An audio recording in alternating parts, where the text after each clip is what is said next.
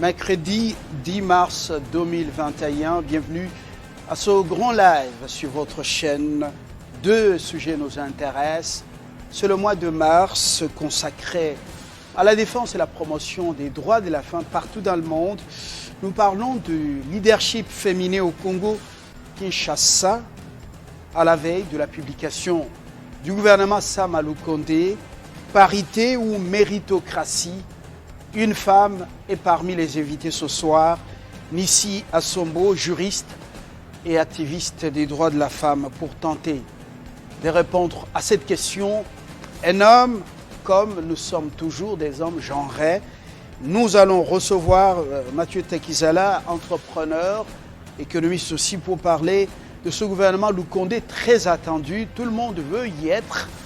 Toutes les couches sociales veulent y être représentées. Les sociales, l'économie et la sécurité, c'est parmi les priorités de l'équipe des Sama Lukonde, des hommes qui vont sortir de nous et qui ne viendront pas du ciel. Il faudra beaucoup de sacrifices pour arriver à atteindre ces objectifs. On décolle tout à l'heure.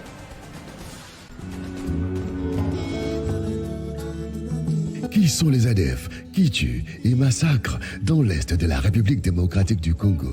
Quelle est la responsabilité des groupes d'autodéfense dans la partie Est du pays? Beni, Butembo, Rutshuru, Minembwe, Ituri, Irimu et Goma. Qui sont responsables des tueries? Quelles sont les responsabilités des États voisins? Qui est derrière ce massacre et que vise-t-il? Quelle est la responsabilité de la communauté internationale et l'Union africaine? L'Est de la RDC est-il perdu? Tout le monde est-il complice? Qui tire les ficelles de ces génocides qui ne dit pas ce nom? Le gouvernement de la République démocratique du Congo est-il incapable? Quelle solution durable pour établir la paix pour cette population de l'Est innocente? Plateau spécial ce dimanche 14 mars 2021 à 14h sur Télé 50 avec Jean-Marie Kassamba, JNK. Le rendez-vous est pris.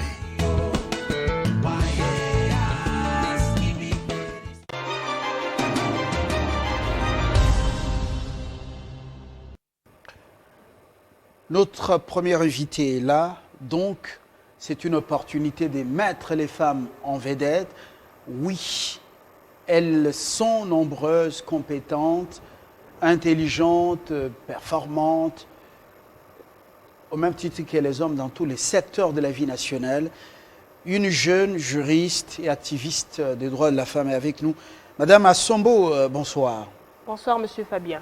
On devait bien, vous devriez bien être à deux avec Florence Chibamba, mais qui a eu un empêchement, ce n'est qu'une partie remise. Tout à fait. Mois de la femme, mois de mars, il vous est consacré, même si vous partagez avec nous les 365 jours. Leadership féminin, une question provocatrice, j'aime souvent la poser aux femmes, en politique et dans d'autres secteurs de la vie nationale, mais principalement en politique. La femme, quel est votre regard? Pot de fleurs ou leader? Pot de fleurs ou leader, effectivement, c'est une question assez provocatrice. La femme est leader. Je pense que la femme, elle est naturellement, elle est mère, elle est celle qui conduit sa famille, les enfants et son mari, même si l'homme reste le chef de famille. Donc, femme pot de fleurs, je dirais directement non, parce qu'elle est plutôt leader que pot de fleurs. Alors, vous avez l'impression, quand vous regardez nos nombreux partis politiques, bientôt peut-être ça sera mille et une exceptions pour toute l'Afrique ou le monde, et vous avez l'impression que les femmes sont réellement leaders dans la sphère politique congolaise, au sein des partis politiques?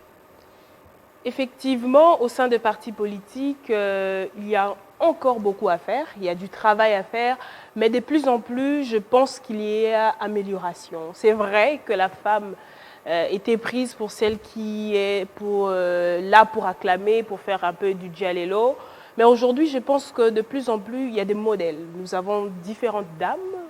Il y a eu Madame Janine Mabunda qui est une femme leader, on ne va pas leur refuser cela. Il y a F. Bazaïba, que ce soit de part et d'autre, il y a de ces femmes leaders, on ne peut pas s'y voiler la face pour dire qu'il n'y en a pas dans le parti politique. Mais ce qui est vrai aussi, c'est qu'il y a du travail à faire pour rendre encore plus cette femme leader que Pot de Fleurs, comme vous l'avez dit tout à l'heure. Mais je reste optimiste et je dis qu'il y a des femmes leaders modèles au sein de ces partis politiques. Alors, mais lorsque on sort du Congo, chez ceux qui disent avoir beaucoup évolué dans le cadre de l'observance ou du respect des droits de la femme, évidemment, on se rend compte que on n'est pas encore totalement arrivé. L'Élysée, jusque-là, n'a pas encore connu une femme présidente de la République. Si je me suis trompé, vous allez m'en excuser. Je ne suis pas un fin historien.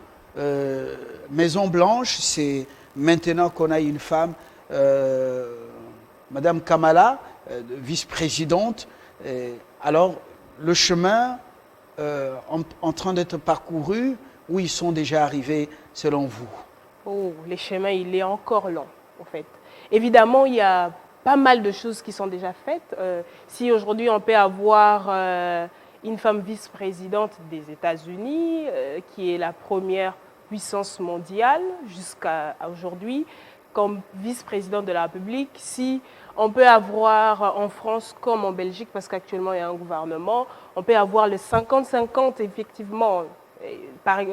En France, il y a le 50-50 dans le gouvernement, c'est-à-dire que je pense plus ou moins 25 députés, ministres, mais c'est vraiment l'équilibre. Je pense qu'il y a une avancée, mais on ne peut pas se dire aujourd'hui que tout est fait, ok, allez, on met le sac au dos, on va, les combats pour la parité ou pour l'égalité est fini, ça c'est voiler la face, ça c'est rêver. Il y a encore beaucoup de choses à faire, que ce soit là-bas ou ici. Il y a des choses qu'aujourd'hui on décrit en Afrique, qui étaient décrites aussi hier. Il y a des choses qui sont faites là-bas. Aujourd'hui, ça se fait aussi en Afrique. Et évidemment, il y a encore plusieurs choses à faire. On ne peut pas dire aujourd'hui que tout est fini, il y a la parité, le monde 50-50.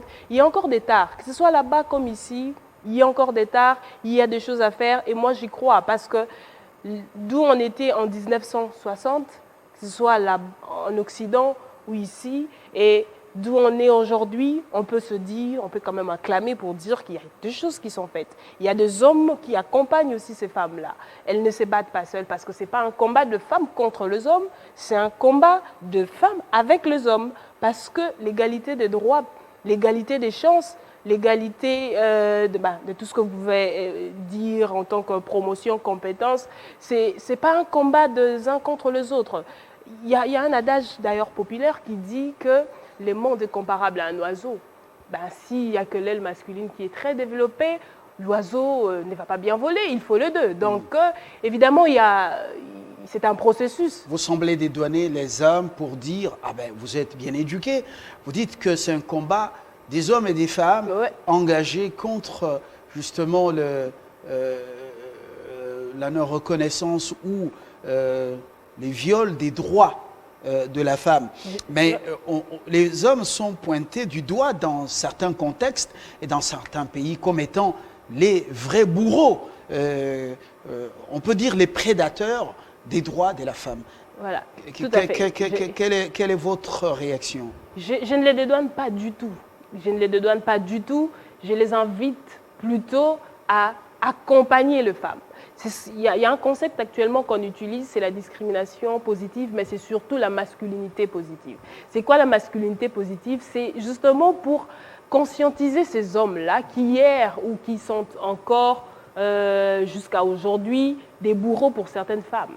Parce que moi je me dis, tout comme tout se passe aussi dans la conscience et dans la tête de ces femmes-là. C'est pour leur dire qu'aujourd'hui, ce n'est pas un combat des hommes contre les femmes. C'est un combat de femmes avec les hommes pour éliminer les injustices. C'est un peu comme un combat, je ne sais pas, racial ou c'est pas les blancs contre les hommes. Le noir, il faut que l'homme noir et l'homme blanc combattent les racismes. Vous voyez? Donc, ce n'est pas pour leur donner, c'est pour leur appeler à la conscience. Parce que c'est vrai, justement, qui pratiquait cette injustice ou qui pratiquait ces inégalités, qui continuent, entre guillemets, à les pratiquer, ce sont les hommes. Parce que c'est eux qui sont en majorité gouvernants, qui sont aux commandes de plusieurs entreprises, de plusieurs partis politiques.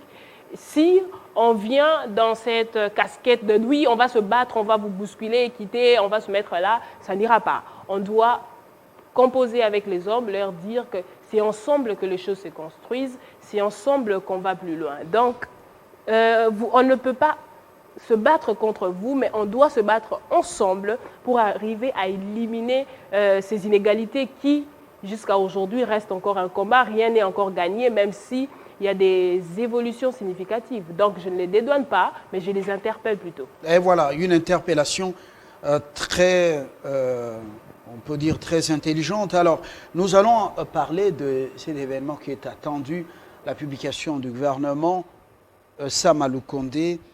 Il y a eu beaucoup de consultations, c'est normal. Dans notre pays, il faut toujours le consensus. La première dame, Denis Tshisekedi, a même rencontré le Premier ministre pour plaider en faveur des femmes, c'est-à-dire qu'il y ait un peu plus de postes pour les femmes, qu'on respecte un peu la parité, mais il n'y aura pas vraiment parité. Chez nous, on est jusqu'à 30%, on dit que c'est acceptable. Et on sent que le combat, il devient le combat des hommes et des femmes, vous l'avez souligné. Alors, on doit mettre l'accent sur la parité, même si la méritocratie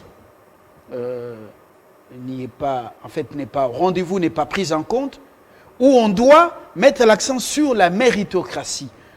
Nous nous regardons en face ou dans les yeux pour nous dire la vérité par rapport aux défis qui nous attendent, les défis qui attendent justement les institutions de la République. Par rapport aux défis, je prendrai votre dernière phrase, qui nous attendent et qui attendent les institutions de la République. On a besoin des hommes et des femmes pour relever ces défis. Moi,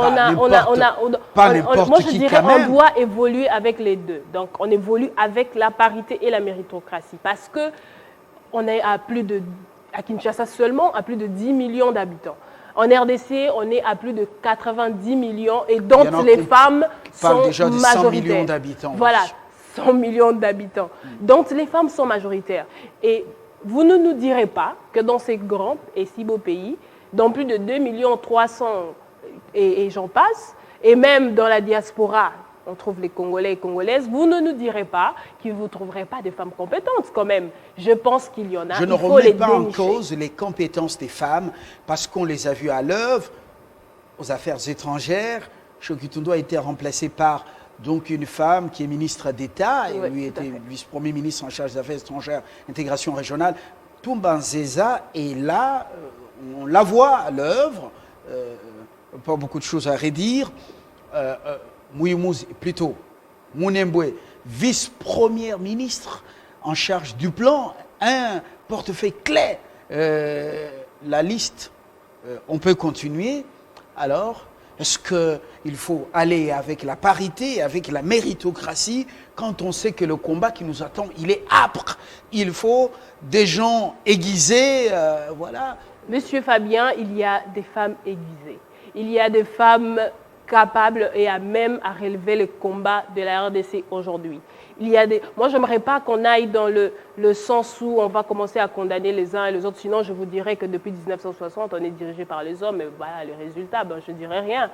Mais il y a des femmes compétentes, capables, je dirais, taillées pour relever les défis de la RDC aujourd'hui. Si vous avez cité Élysée, si vous avez cité Toumbanzeza, c'est qu'il y en a d'autres aussi capables et à même à le faire. Donc, moi je dis, on doit aller avec méritocratie et parité. Pourquoi? Parce que si au moins on prévoit déjà on se dit, nous devrons avoir autant de femmes, nous ferons tout pour avoir ces femmes-là. Pas n'importe lesquelles, mais les compétences parce qu'ils existent. C'est parce que déjà dans le subconscient, on y va avec... déjà dans les idées, on y va avec un gouvernement de hommes, on se dit on peut trouver 2-3 femmes pour faire la beauté, dire qu'on a quand même de femmes. Non, si on va dans le sens où on se dit, on aura 50% de femmes, ou ben 30%. Au niveau du gouvernement, on n'a pas besoin de la beauté, on n'a pas besoin de On a besoin de compétences et il y a de beauté-là. femmes justement compétentes, aiguisées, taillées, à même de relever les défis de la RDC aujourd'hui. Il y en a. Je ne pense pas que l'on dise aujourd'hui qu'il n'y en a pas, mais il y a tellement dire qu'il y a tellement de défis qu'on a besoin de personnes à même et voir directement les hommes, c'est mettre les femmes de côté. Et c'est déjà sexiste de le dire. Donc, on a besoin de personnes compétentes et dans ces personnes compétentes-là, il y a des hommes et des femmes à même de relever les défis de la RDC aujourd'hui. Les compétences ne sont pas l'unique critère ou qualité exigée par Sam Alou-Kondé ou par tant d'autres premiers ministres qui l'ont donc précédé. On parle également de l'expertise ou de l'expérience. On parle également de la probité morale. Ça, vous pensez que de ce côté, il n'y a pas de soucis à se faire? Pas du tout. D'ailleurs, vous le saurez peut-être, ou vous le savez mieux que moi, que les femmes sont reconnues justement pour une hauteur du côté moral. Une femme a difficile à voler par rapport à un homme. Je suis désolée, je ne suis pas sexiste, mais je dis la vérité. Généralement, les finances, les caisses, pourquoi sont données aux femmes? Parce qu'on s'est dit que la femme a difficile justement à voler. Parce que la femme, avant de poser un acte, elle réfléchit 10 000 fois. Elle se dit, je serai arrêtée, il y a ma famille, il y a mes enfants, il y a tout ce qui va avec. Mais généralement, les hommes, c'est le contraire. Il y a une telle facilité. Et je pense d'ailleurs que la compétence... Mais il semble que ce sont... Ouais.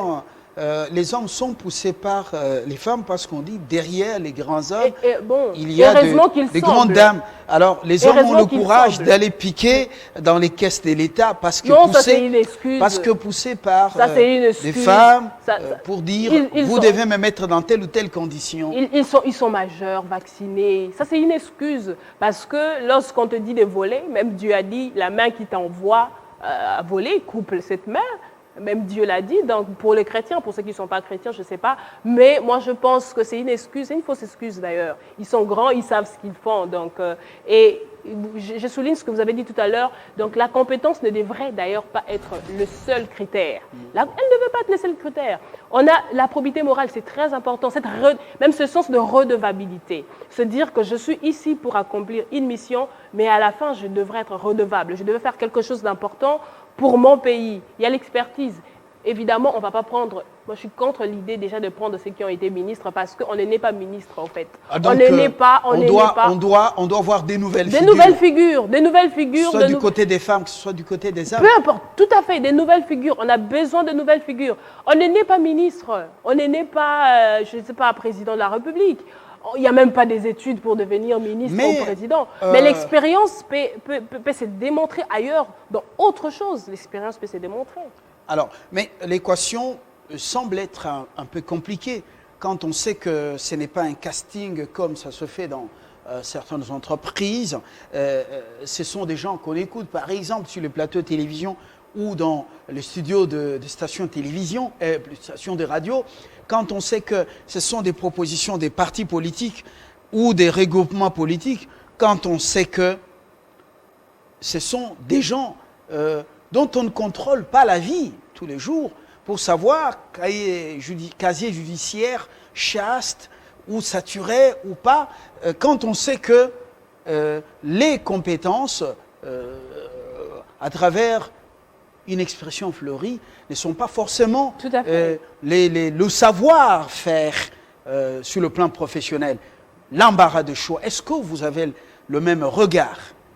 Je suis déjà contre l'idée de choisir pour ministre seuls ceux qui viennent de partis politiques. Je me demande d'où vient, parce que dans notre constitution, dans le loi de la République, ce n'est nulle part écrit, à moins qu'un autre juriste vienne me contredire, que pour être ministre, il faut seulement sortir d'un parti. C'est une proposition de quelqu'un qui vient d'un parti politique. Le système est déjà comme ça, prisonnier. Mais c'est un mauvais système. Pourquoi rester dans un système qui vous renferme dans un carcan où vous êtes asphyxié. Pourquoi rester dans ces systèmes? Vous avez dit tout à l'heure, le savoir, avoir un très joli art oratoire ou une verve oratoire comme la vôtre, signifie, je ne parle pas de vous, mais ne signifie pas forcément avoir le savoir-faire.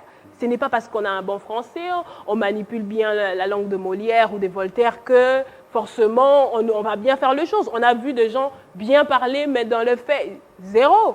On devrait aller au-delà de cela. Ce n'est pas parce qu'on parle à la télé comme moi aujourd'hui que forcément, même si je suis assez compétente aussi, mais forcément que la personne est compétente. Pas forcément. On doit justement aller au-delà, suivre. Cette personne, elle est qui? Cette personne que l'on prend aujourd'hui. On doit vérifier les casiers judiciaires. On doit tout vérifier. On ne doit pas prendre les gens sur base des spéculations, sur base de « je suis là, je pense que je veux faire ». On va terminer peut-être par là. Les autorités morales des regroupements, forces politiques ont fait des propositions, et partis politiques justement. Le système est celui-là. Même le prince Harry a donc là souligné, en parlant du Royaume-Uni, pour dire son père et son frère William sont prisonniers d'un système qu'il a voulu, dont il a voulu se débarrasser en partant avec sa femme, dont les enfants sont déjà stigmatisés par la reine mère. Alors, le système est tel qu'il est. Sam Alou Condé ne va pas faire lui-même le casting pour choisir ailleurs les femmes et les hommes. On lui fait des propositions. Et c'est ça le problème. Donc, il ne faut pas rêver qu'on aura des gens extraordinaires comme des hyper intelligents, des érudits, des Matata Pogno dans quelques jours. Matata Pogno sortait d'aucun parti politique. Il a été nommé Premier ministre. Et il a fait ce qu'il a fait, je ne vais pas m'attarder dessus. Mais il sortait d'aucun parti politique. Et on a vu ce qu'il a fait. Donc, je pense que Sam Alou Condé est un jeune. Il doit avoir peut-être le courage du prince Harry. De ne pas rester enfermé dans un système dont tu sais qu'il t'asphyxie. Évidemment, prendre compte de ce que l'on lui propose, mais je pense qu'il est assez intelligent pour voir au-delà de propositions. Parce qu'on peut le Congolais, surtout le politique congolais, peut te vendre la fumée, bien emballée. Et lorsque vous ouvrirez, vous verrez vraiment que c'était de la fumée, mais qu'il n'y a rien après. Donc, il doit faire des recherches assez poussées et approfondies et nous donner les personnes qu'il faut, les hommes et les femmes qu'il faut pour, comme vous l'avez dit, aujourd'hui la RDC a des problèmes assez fortes, assez urgents. Il faut résoudre ces problèmes-là. Donc on n'a pas besoin d'une tête déjà vue ou d'une personne parce qu'il est proposé dans un parti politique, mais on a besoin d'une personne qui viendra résoudre un problème. On a besoin d'une personne qui viendra apporter un nouveau souffle dans ces pays parce qu'aujourd'hui on en a marre. Il y a des gens, lorsque tu le vois encore, ben voilà, rien ne sera fait. Et on a connu quand même dans ce pays, on termine par là, des jeunes femmes, hommes, ministres, vice-ministres. Vous vous rappelez? Oui. À l'époque, il y a une jeune dame, vice-ministre du plan. Oui, du plan, tout à fait. Comment on l'appelait encore? Tout à fait. Oui. Son nom, je l'ai perdu. Le nom est parti. Oui, mais qui était passé par Télé 50, donc en stage professionnel. Et puis voilà, et on a de jeunes femmes, de jeunes hommes dans ce gouvernement. Le ministre du Tourisme, le ministre de la Jeunesse, vice-ministre des hydrocarbures. Mais on sent que ça dort, c'est la torpeur, c'est comme si il y a une sorte de pesanteur, on ne leur donne pas le temps de s'éclore et de s'émouvoir. Vous savez, à un moment, même un enfant doit avoir le courage de quitter la maison de ses parents. Ils ne doivent pas attendre qu'on vienne leur donner, ils doivent s'élever et se dire que nous voulons faire ceci, nous élevons nos voix, nous voulons faire cela. Donc s'ils attendent, ils se disent on est jeunes, on attend qu'on nous donne. Ce n'est pas un cadeau, ce ne sera pas un cadeau parce que les vieux qui sont là ne vont pas partir parce que vous êtes jeunes, parce qu'ils adorent vos têtes. Non, mais parce que c'est une autre compétence qui vient remplacer une autre compétence ou une compétence qui vient remplacer un défaut ou quelque chose qui n'existait pas. Donc, c'est à ce jeune-là, moi je dis, c'est à eux de se relever et de montrer de quoi ils sont capables. Nissi Assombo, je vous remercie d'être venu. Merci Fabien. C'est votre mois jusqu'au 30. Et puis vous avez le reste aussi. Nous, on va commencer le 1er avril et nous voudrions être aussi à l'honneur. Voilà. comme vous. Je rappelle que vous êtes juriste et activiste des droits de l'homme, à part d'autres casquettes qu'on n'a pas voulu évoquer ici sur place, incompatibles. Voilà. Très bonne soirée. Merci. Dans quelques instants, un homme, cette fois-ci, on reste chez Sam Alou Condé, mais pour voir les priorités, on en a déjà épinglé 3, les sociales des Congolais, l'économie et la sécurité. Il faut arrêter de se chamailler, le peuple attend les résultats, il faut vous battre, il faut être des Joseph en Égypte et ne pas marcher dans les sentiers battus.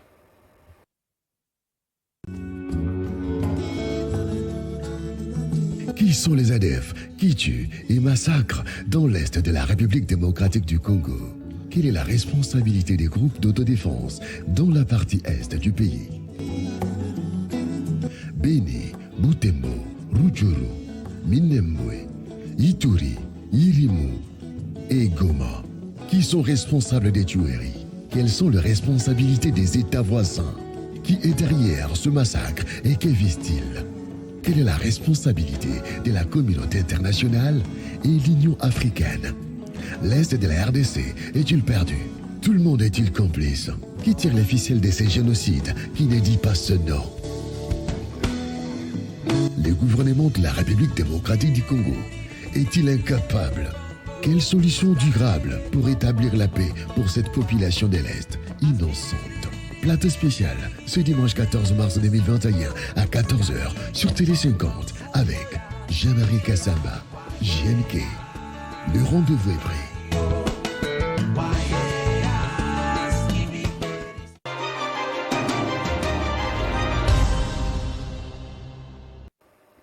Mathieu Teguzala, bonsoir. Bonsoir, cher Fabien. Je l'avais déjà annoncé, vous êtes entrepreneur. Oui. Le social, l'économie, la sécurité. Priorité des priorités, on n'a pas voulu demander quelles sont les priorités. C'est la même question que nous posons du moins plusieurs fois par semaine sur nos plateaux. Sama a du pain sur la planche. Ah oui, vous savez, cher Fabien, ce sont les difficultés qui rendent les États prospères.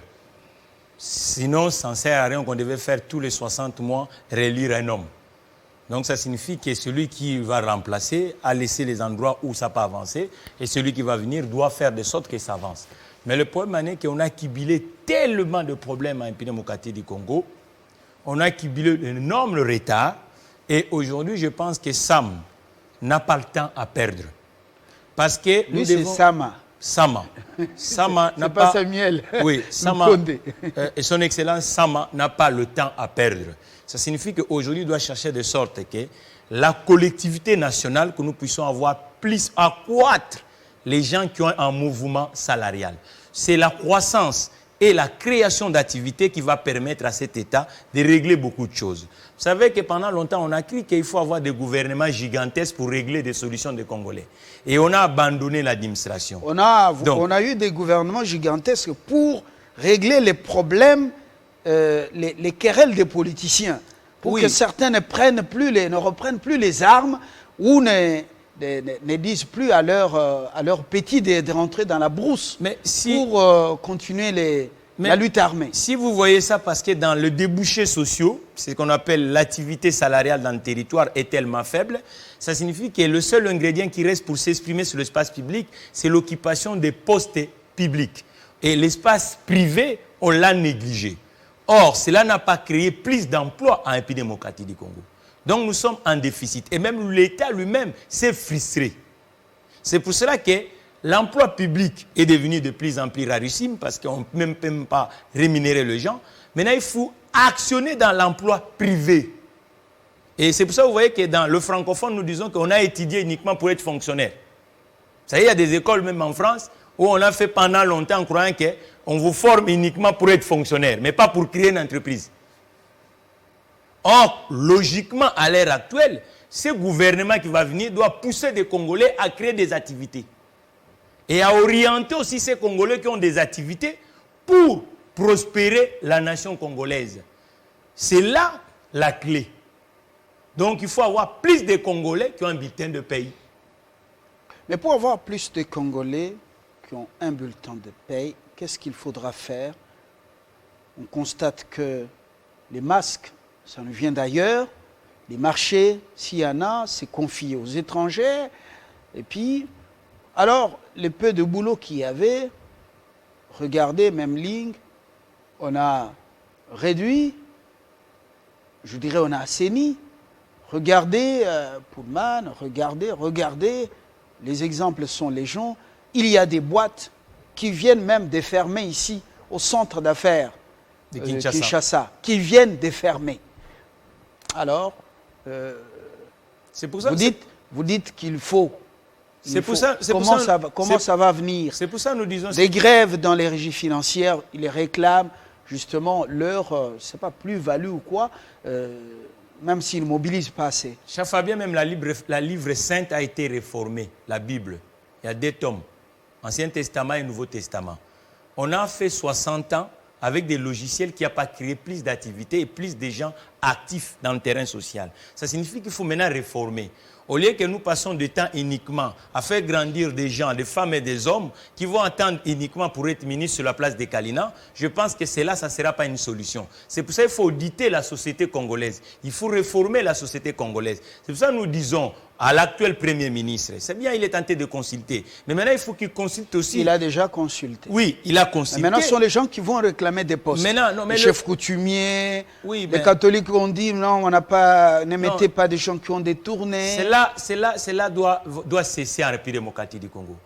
Je pense que madame qui m'a précédé a dit, il n'y a pas des écoles où on forme des ministres, où vous étudiez uniquement pour devenir ministre, ou ni président de la République.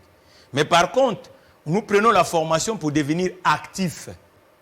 L'actif, ça signifie que vous devez avoir une profession et que vous servez à l'État et vous servez aussi pour votre proche et les enfants, ainsi de suite. Mais à l'ère actuelle, la plupart des Congolais sont dans du débrouillardisme, dans l'intégrité du territoire congolais. Donc l'infime couche là, qui croit que c'est uniquement autour de ça qu'on va développer la République démocratique du Congo, non, nous devons maintenant rectifier la façon de faire, cher Fabien. Parce qu'aujourd'hui, tout Congolais a droit au chapitre.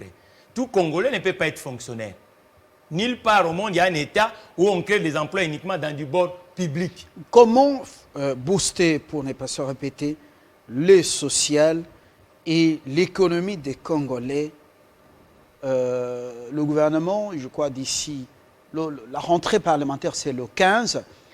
Et je ne pense pas qu'on arrivera à la fin du mois sans déjà un gouvernement entré en fonction. Si nous sommes conscients que l'État n'est pas toujours notre partenaire favorable. Le social, l'économie, qu'est-ce qu'il faudra? Faites des propositions concrètes. Bon, cher Fabien, d'abord, de toute façon, sur ce plateau, je vous remercie. Je remercie la chaîne Télé 50. Nous disons tous les jours, il faut un plan de relance.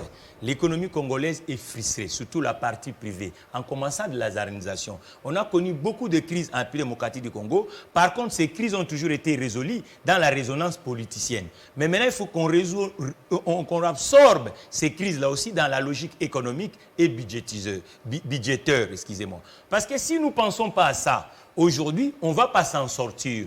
L'autre fois, on dépendait plus de métaux. Mais regardez aujourd'hui. Mais on continue à dépendre des métaux. On continue toujours à dépendre de métaux. Non. Créons maintenant les autres brèches où les Congolais peuvent réussir. Et les autres brèches, c'est quoi? Donner le béquille d'agir aux entrepreneurs congolais. Le béquille d'agir, ça veut dire quoi? Vous avez parlé de marché ici. Nous avons une consommation congolaise. C'est que nous consommons. Pourquoi nous passons ça tous dans la partie informelle, où on ne peut même pas comptabiliser? Le président de la République parle de l'homme congolais. Le président de la République parle de la dignité des Congolais. Le président de la République croit aux ressources humaines. Mais il n'y a pas une nation au monde que les ressources humaines doivent être expertisées uniquement du bord étatique. Non, la partie privée joue un rôle. Mais aujourd'hui, les hommes d'affaires congolais, les entrepreneurs congolais sont abandonnés. Est-ce que le gouvernement, cette charpente-là qui doit aiguiller la République dans le terrain social et juridique et administratif, est-ce qu'elle est uniquement faite pour que ce qui doit être dans des cabinets, il faut que ce soit uniquement nos compatriotes qui viennent des obédiences politiciennes? Nulle part c'est écrit. Mettons des gens en compétition. Utilisons les expertises congolaises. Elles ne sont pas uniquement dans les appareillages politiques. Ça signifie que le patronat, dans tout le pays du monde, cher Fabien, lorsqu'on passe dans ce qu'on appelle le processus électoral, pour élire quelqu'un, même Bourkoumès, on regarde d'abord dans le zoom économique. Est-ce que le programme économique de la personne tient debout? Pourquoi on fait ça? On peut dire techniquement ça va passer, mais économiquement si ça ne passe pas, vous n'aurez pas de moyens. Aujourd'hui, il n'y a pas assez de moyens parce que tout Congolais ne contribue pas. Mais pour que tout Congolais puisse contribuer, nous devons avoir des entreprises qui hébergent le Congolais. Regarde les embouteillages, cher Fabien. Personne ne parle. Nous perdons de l'argent. Vous, pour quitter Bandalungwa et arriver dans la ville de Kinshasa, rien que le sens que vous mettez et le temps, nous badinons, il ne faut pas badiner avec ça. Mais maintenant, comment on va croire uniquement que l'institution gouvernementale, sans accompagnement du secteur privé, sans accompagnement de l'administration du territoire, qu'on va s'en sortir de ce gouffre? Le chômage est de masse, cher Fabien. Aujourd'hui, le Premier ministre doit consulter le patronat congolais, le PME, les mamans qui ont des boutiques, les gens qui ont des entreprises, qui n'ont même pas de carnet de commandes, la dette intérieure qu'on a toujours dit dans ce pays, de fusionner l'existant dans le terrain bancaire. Ça signifie que la poste... Consulter le patronat, mais Yuma était chez Sama aussi la fois passée. Mais le patronat, ce sont de branches, mon compatriote Fabien. Le patronat, ce n'est pas uniquement la FEC. Ça signifie que beaucoup d'entreprises qui sont dans le PME ne sont pas représentées à la FEC. Donc aujourd'hui, prenons les secteurs par secteur et à récupérer ces gens-là. Ils ont aussi des propositions souples à faire pour que la République avance. Au lieu que ce soit uniquement des groupements syndicalistes où nous croyons plus à eux, mais il faut réformer la société congolaise, chers compatriotes. Pensez-vous que les Jobs, les Zuckerberg n'ont pas contribué pour la société américaine? Il faut que ce soit uniquement le patronat américain. Non, le petit patron congolais, c'est qu'on sous-estime tant, n'a ni financement ni marché. Mais maintenant, comment on va créer des emplois? Comment on va créer des impôts? Tant que les entrepreneurs congolais, j'ai vu notre compatriote, le président de l'Assemblée nationale, a reçu le président, directeur général de l'autorité de régulation, ils appellent ça ici, de la sous-traitance. Mais la plupart des entreprises qui gagnent de l'argent, la loi est là, mais donner des béquilles à cette texte de loi pour dire voilà, l'entreprise qui ne collabore pas avec le PME congolais, il fout des amendes. Mais y compris même les institutions étatiques. Parce qu'aujourd'hui, on ne peut pas voir qu'uniquement du bord privé. Il y a des institutions telles que le Parlement. On doit l'auditer. Ils ont le charroi là-bas. Ils donnent à qui? Quelle est l'entreprise qui le fait? Il faut contrôler tout ça. Assainir ce qu'on appelle le finance publique. Ça signifie qu'un dollar ou un franc congolais dépensé doit créer de l'emploi ici. Doit créer de la valeur, cher Fabien. Mais ça ne crée pas assez de la valeur. Et on pense plus que le bonheur viendra d'ailleurs. Mais ce que nous consommons, il suffit uniquement de faire par exemple le réforme, cher Fabien. Que les loyers sur l'étendue du territoire congolais, qu'on puisse le canaliser, ce qu'on appelle dans le voie bancaire. Et qu'on réhabilite par exemple la banque postale. Pas de paiement... pas de paiement liquide. Maboko Bank. Donc, pas de paiement liquide. Mais ce genre de réforme, il faut associer aussi des acteurs économiques, les leadership économiques. Et qu'est-ce que ça produirait au finish si tout est canalisé, le paiement du loyer vers voie bancaire? Mais cher Fabien, mais je vous dis que l'épargne, aujourd'hui, qu'est-ce qu'on aurait comme avantage? Mais les entreprises seront financées. Vous savez, il y a un phénomène qu'on appelle livret A en France, le logement social. Depuis qu'on a créé les offices qu'on appelait l'autre fois d'HLM, la population s'est popularisée en République du Congo, qu'on appelait Habitat pour tous, ou le Palais de Onel, qui est devenu aujourd'hui de propriété privée, où on ne comprend même pas comment ces gens-là sont devenus propriétaires. Qui a vendu tout ça? Depuis qu'on a créé ça, et jusqu'à aujourd'hui, on est incapable pour concurrencer le secteur privé avec les subventions étatiques. Voilà, nous revenons à la canalisation du paiement du loyer va permettre vers voie bancaire. Oui, la canalisation va permettre qu'on va financer l'activité économique dans le territoire. Aujourd'hui, l'activité économique dans le territoire n'est pas financée. Un entrepreneur qui décide de créer des boîtes, uniquement son État va lui demander que des taxes. Est-ce que nous sommes financés? Non, nulle part. Aujourd'hui, l'activité économique n'est pas financée. Et l'activité économique du bord privé n'a pas le carnet de commandes solvable. C'est pour ça que nous disons que faisons des réformes souples qui vont permettre que chaque réforme va créer de l'emploi et va mettre sur le territoire l'attractivité. Partons par exemple dans le terrain de l'énergie. Depuis que cet État est État, nous sommes uniquement avec un seul opérateur qui est dans l'hégémonie. L'eau. Kinshasa, vous voyez à ce moment, chacun se plaint de l'eau. Mais il faut mettre des concurrents. C'est dans ces terrains-là qu'on va créer de l'emploi. Les concurrents sont venus dans le secteur énergétique depuis la libéralisation du secteur. Il y en a qui vendent le courant, donc qui s'occupent de la commercialisation de l'énergie. Sur le temps du territoire. Vous avez appris cette histoire de courant énergie prépayé. Oui. Mais alors, qu'est-ce que ça a changé? Au contraire, la situation s'empire. Parce que, cher Fabien... L'expérience a été vécue au Cameroun. Mais, même au Maroc. Au Cameroun. Même au Gabon. Mais il n'y a que des pleurs et des grincements des dents. Non, même au Gabon, non. En fait, le problème, c'est quoi? Dans notre République, on a mis dans la tête de nos citoyens que tout ce qui vient du bord privé, que c'est quelque chose qui va monter les enchères. C'est faux. C'est vraiment faux, cher Fabien. Parce que l'éducation financière auprès des Congolais, on ne l'a pas enseignée.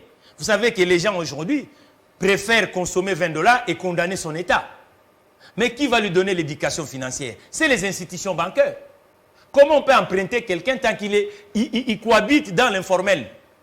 Mais ce sont ces genres de réformes qui vont donner des bonus dans ce qu'on appelle la croissance et l'attractivité économique dans le territoire. Ce n'est pas à faire tout le monde ministre qu'on va résoudre des problèmes à la démocratie du Congo.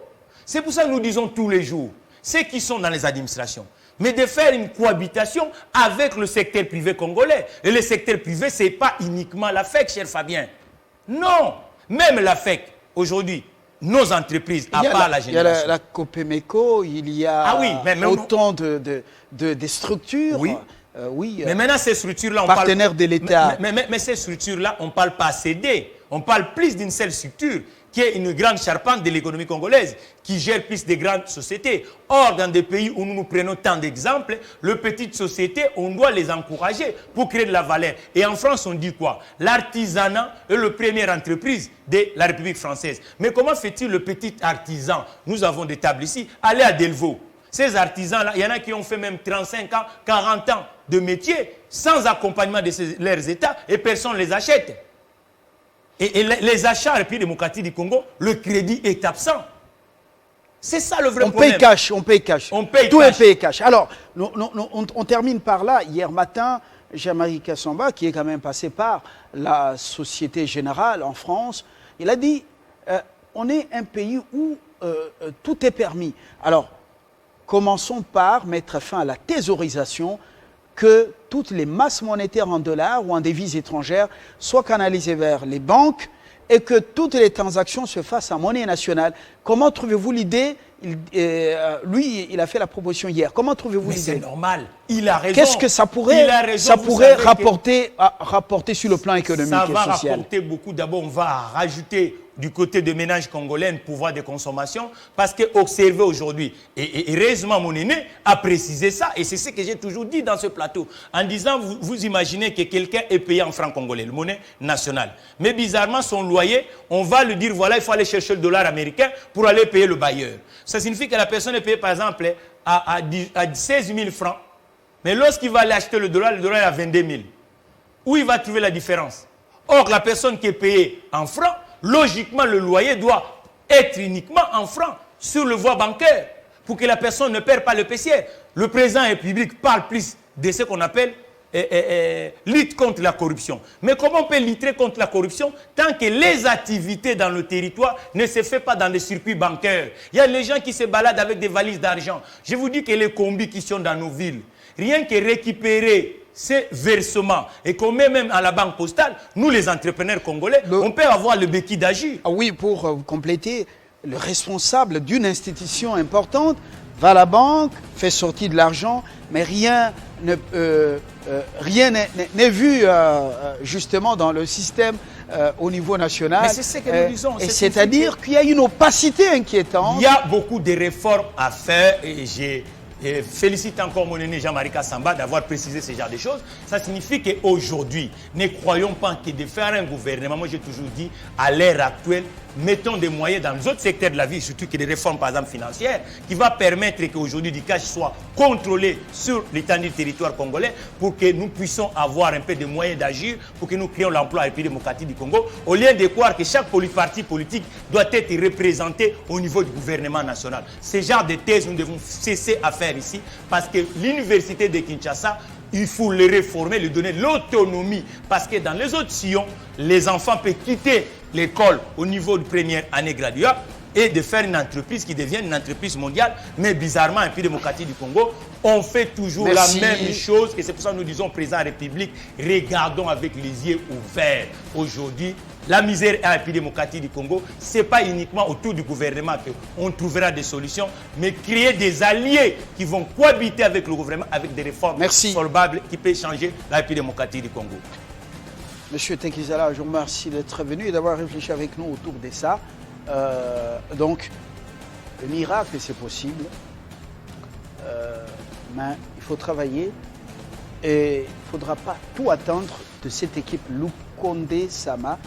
Il faut qu'on se dise la vérité en face. Bonsoir, le journal est après sur votre chaîne avec le même plaisir. À très